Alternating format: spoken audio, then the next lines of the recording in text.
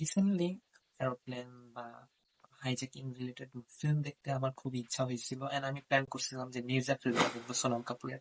Hijacking actually কিভাবে করে বা কিভাবে তারা সবাই সংগঠিত হয়ে যে একটা প্লেন হাইজ্যাক করতেছে, তাদের মেন্টালি, মানে যারা হাইজ্যাকার তাদের মাথায় কি চলতেছে, তারা মেন্টালি কিভাবে প্রিপেয়ার হচ্ছে, দেন যারা হোস্টেস, মানে যাদেরকে হোস্টেস করা হয় তাদের মাথায় কি চলে, অনেকটা সাইকোলজি সম্পর্কে আইডিয়া হয়ে যায়।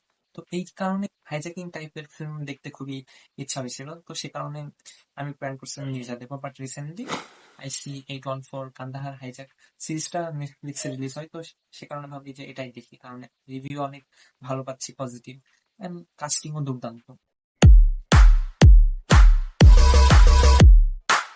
হিস্ট্রি রিপিট ইটসেলফ, এই কথাটা একটা সময় কিন্তু মানে কথার কথায় লাগতো, কিন্তু যতক্ষণ না আপনি এটার সাক্ষী হচ্ছেন, একদম চাক্ষুষ, ততক্ষণ কিন্তু আপনি কোনোদিনও বিশ্বাস করবেন না, সেটা যত বড় কথা হোক। যেমন আমরা আমাদের গুরুজনের কাছে শুনছিলাম মুক্তিযুদ্ধের সময় অনেক অনেক ভাষায় প্রকাশ করার মতো নয় এমন অনেক গল্প শুনছি। এটা আমাদের কাছে একটা হিস্ট্রি, তাই না?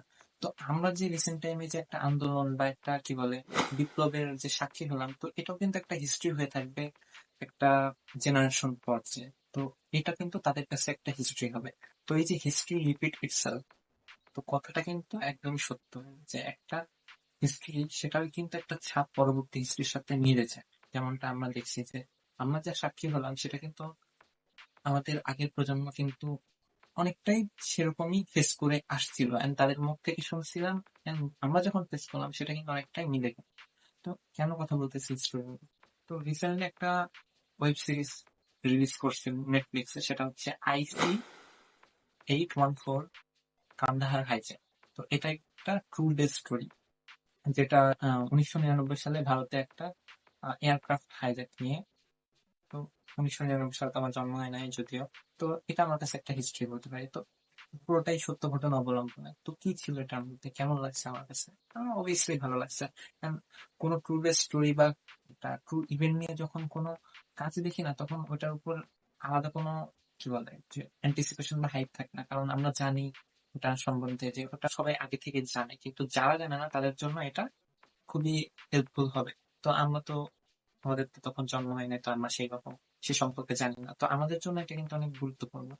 অনেকটাই ডকুমেন্টারি ফিল দিবে আপনাকে, পুরো সিরিজের মাঝখানে মাঝখানে কিছু কিছু সময় আপনাকে অরিজিনাল যে অ্যাকচুয়াল যে হাইজ্যাক সেটার কিছু ফুটেজ দেখাবে। তো এই জিনিসটা আমার কাছে বারবারই অনেকটা ডকুমেন্টারি ফিল দিচ্ছিল, যে মনে হচ্ছিল যে ন্যাশনাল জিওগ্রাফি বা ডিসকভারির যে ডকুমেন্টারি হয় ওরকম একটা হিস্টোরিক্যাল ডকুমেন্টারি দেখতেছি। ওভারঅল আমার কাছে ভালো লাগছে। কাস্টিং, কাস্টিং এর জন্য আসলে দেখা বিজয় বর্মা, নাসিরুদ্দিন শাহ, মনোজ পাওয়া, কুমুদ মিশ্রা, আরো অনেকে আছে, যেমন অনুপম ত্রিপাঠী। তো স্কুইড গেমস এ তিনি ছিলেন, তো তাকেও দেখা গেছে। এন্ড অসংখ্য ট্যালেন্ট আছে, দিয়া মির্জা আছে, পত্রলেখা পাওয়া গেছে। তো ওয়েব সিরিজটা আমার কাছে এক কথায় ভালো লাগছে।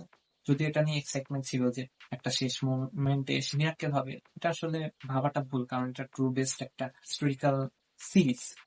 সেক্ষেত্রে এই এক্সাইটমেন্টটা না থাকাই ভালো। অনেক কিছু সম্পর্কে জানা যায় এরকম যে সিরিজ বা ডকুমেন্টারিজ যেগুলা দেখি, তখনকার পলিটিক্স, তখনকার মানুষের যে হাব ভাব, তাদের যে একটা বিহেভিয়ার, তাদের মেন্টালিটি, ওই সময় কি চলতো, ওই সময় মানুষ কি ভাবতো, এই সম্পর্কে সব আইডিয়া হয়ে যায়। তো এই জিনিসটা আমার কাছে খুব ভালো লাগছে। বাট একটা জিনিস আমার কাছে রিসেন্টলি বাংলাদেশের যে ইনসিডেন্টের সাথে খুবই সিমিলার লাগছে, সেটা হচ্ছে যে বাংলাদেশে রিসেন্টলি যে একটা কোটা মুভমেন্ট হলো, এই মুভমেন্টের কারণে একটা গভর্নমেন্ট কিন্তু টেক ডাউন করে দিচ্ছে। এই টেক ডাউন করাটা কিন্তু আসলে আমাদের উদ্দেশ্য ছিল না। আমাদের উদ্দেশ্য ছিল যে আমরা কিন্তু সাধারণ জনগণ, আমাদের ট্যাক্স দিয়ে আমরা একটা দেশকে চালাই, আমাদের ভোটের মাধ্যমে তারা কিন্তু তাদের এই পজিশনটা পাইছে, আমরাই তাদেরকে এই পজিশনটা দিচ্ছে। তো তাদের একটা প্রায়োরিটি থাকে না, তাদের প্রায়োরিটি তো আমরা থাকার কথা, মানে আমরা সাধারণ জনগণ তো তাদের ফার্স্ট প্রায়োরিটি হওয়ার কথা।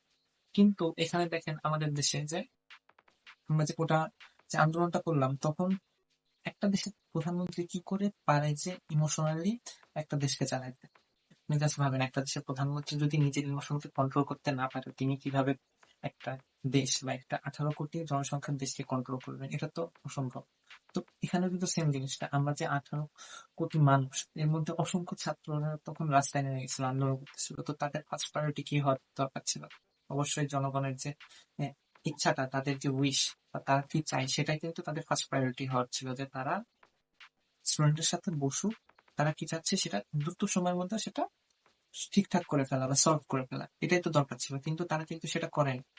অপরদিকে দেখেন যে প্রধানমন্ত্রী বা কোনো গভর্নমেন্টের কোনো হাই পাওয়ার বা হাই কি বলে ক্লাসের কাউকে নিয়ে যদি ফেসবুকে কোনো কটাক্ষ বা হচ্ছে বুলি করা হয় বা থ্রেট দেওয়া হয়, তাদের কিন্তু সাথে সাথে কিন্তু উইদিন 24 আওয়ার আইন শৃঙ্খলা বাহিনী কিন্তু সেটার একটা অ্যাকশন খুবই দ্রুত সময়ের মধ্যে, মানে আমরা এটার রেজাল্ট কিন্তু খুব দ্রুত সময়ের মধ্যে পাই।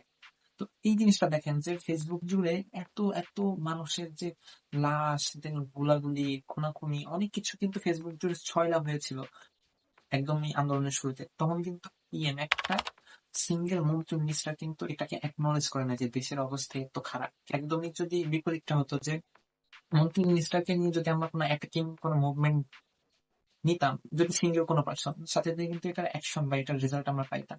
কিন্তু অপরদিকে জনগণ যখন রাস্তায় নেমে গেছে সেটার কিন্তু আমরা কোনো রেজাল্ট পাইনি।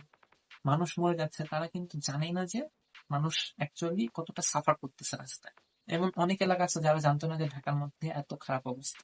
হ্যাঁ, তো সোশ্যাল মিডিয়ার কারণে কিন্তু সবাই জানতে পারছে, কিন্তু তারা কিন্তু জানে না এমন জিনিসটা। এখানেই আসে প্রায়োরিটি ইস্যু, যে তাদের আমরা একটা হাই ক্লাস বসাইছি, মন্ত্রী মিনিস্টার বানাইছি, কিন্তু তাদের ওই প্রায়োরিটিটা আমরা কিন্তু পাচ্ছি না। এই যে কান্ডা হচ্ছে হাইজ্যাকটা, এটারও কিন্তু একটা সার্টেন মোমেন্টে যে আপনি ওই জিনিসটা বুঝতে পারবেন যে যখন হাইজ্যাকটা হয় সাথে সাথে কিন্তু তাদের ডিএমকে কল করে কিন্তু পাওয়া যায় নাই। 45 মিনিট কিন্তু প্লেনটা এয়ারপোর্টে ল্যান্ড অবস্থায় ছিল, কিন্তু পিএম কে কল করে কিন্তু পাওয়া যায় না। একটা দেশের পিএম, তার ফার্স্ট প্রায়োরিটি হওয়ার দরকার কি ছিল, যে আমার দেশের জনগণ একদমই সুরক্ষিতভাবে যেন আমি সেফলি ল্যান্ড করাইতে পারবে, তাদেরকে তাদের ঘরে ফিরিয়ে নিয়ে যেতে পারবে। এটাই তো ফার্স্ট প্রায়োরিটি হওয়ার দরকার ছিল একটা পিএম হিসেবে তার। কিন্তু তাকে ফোনে পাওয়া যাচ্ছে না। আপনি জাস্ট ভাবেন যে পিএম কিভাবে এতটা নির্দয় হতে পারলো। সবকিছু বাদ দিয়ে তার তো ফার্স্ট প্রায়োরিটি হওয়ার দরকার ছিল যে হাইজ্যাক হয়েছিল তাদেরকে রেস্কিউ করা যত দ্রুত সময়ের মধ্যে, কিন্তু তাকে ফোনে পাওয়া যাচ্ছে না। তো মানলাম অনেক ব্যস্ত, অনেক অনেক অনেক কাজ থাকতে পারে একজন পিএম এর, 130 কোটি জনসংখ্যার দেশে অনেক কাজ পেতেই পারে। কিন্তু তার তো ফার্স্ট প্রায়োরিটি হওয়ার দরকার ছিল এটা, যে ন্যাশনাল ইস্যু যেটা বর্তমান সময়, তো সেটাই তো তার ফার্স্ট প্রায়োরিটি হওয়ার দরকার ছিল, কিন্তু সেটা কিন্তু তিনি দেখান। তো এটার কারণে কিন্তু 7 দিন ডিলে হয়ে যায়, যে 1999 সালে 24শে ডিসেম্বর বা নভেম্বর, 24শে ডিসেম্বর সম্ভবত, তো এয়ারক্রাফটটা হাইজ্যাক হয়, এন্ড এটার কারণে ডিলে হতে হতে 7 দিন লেগে যায় এই হাইজ্যাকিং মুভমেন্টটা একদমই শেষ হয়ে। 7 দিন তারা এই প্লেনের মধ্যে সাফার করে যারা যাত্রীরা ছিল। তো এটা কিন্তু পিএম যদি সাথে সাথে ওই মুভমেন্টটা নিয়ে নিত, সাথে সাথে যদি তাদেরকে ফার্স্ট প্রায়োরিটি দিত, তাহলে আমার মনে হয় এত ডিলেটা হইতো না। এখানে আসে যে প্রায়োরিটি ইস্যু, যে আমরা যেটা সাফার করছি আমাদের কোটা আন্দোলনের মাধ্যমে, আমরা একটা ইস্যু নিয়ে তাদের কাছে গেছিলাম, কিন্তু তারা কিন্তু সেটাকে গোনাই ধরে নাই, যে কারণে তাদের কিন্তু গভর্নমেন্টটা স্টুডেন্টরাই টেক ডাউন করে দিচ্ছে। তো বিষয়টা আমার কাছে খুবই মানে ক্লোজ এনাফ লাগছে আমাদের বর্তমান সিচুয়েশনের সাথে, যে অনেকটাই সিমিলার। তো যদিও আমি অনেক বেশি বলে ফেলছি, বাট অনেকটাই আমার কাছে সিমিলার লাগছে এই দুটা ইস্যু। যদিও ছোট্ট একটা রিজন, বাট এটার সাথে বর্তমান সময় বাংলাদেশের যে সিচুয়েশন, কারেন্ট সিচুয়েশনটা, সেটা অনেকটাই মিলে গেছিল আমার মনে হয়। আপনাদের আমার অবশ্যই কমেন্ট বক্সে জানাবেন। এন্ড কান্দা হাইজ্যাক সিরিজটা আমার কাছে দারুণ লাগছে। রিসেন্ট টাইমের কাজগুলোর মধ্যে আমার মনে হয় এই সিরিজটা দারুণ ছিল। এন্ড আপনারা চাইলে দেখতে পারেন, রিকমেন্ডেড থাকলো। এন্ড আপনারা যারা দেখছেন অবশ্যই কমেন্ট বক্সে জানাবেন আপনাদের কেমন লাগছে।